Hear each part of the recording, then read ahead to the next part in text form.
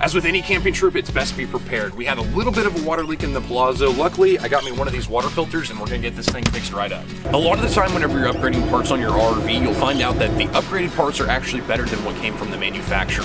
On our upgraded water filter, which is pretty standard at any RV dealership, we actually have a purge valve right here, which surprisingly the bracket already had a hole for.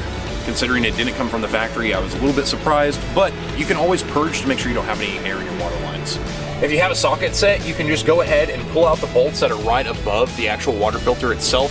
That way you can undo these screws. Whenever I was looking at this originally, I was trying to figure out how am I gonna get a screwdriver whenever it's just, you know, a flat back right there.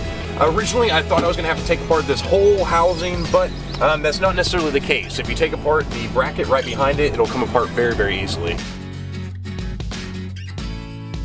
Whenever this unit was being winterized, someone didn't take off the water filter, which caused a big stress crack right there. I'm assuming some water froze up and then just pressurized in here, causing the crack itself.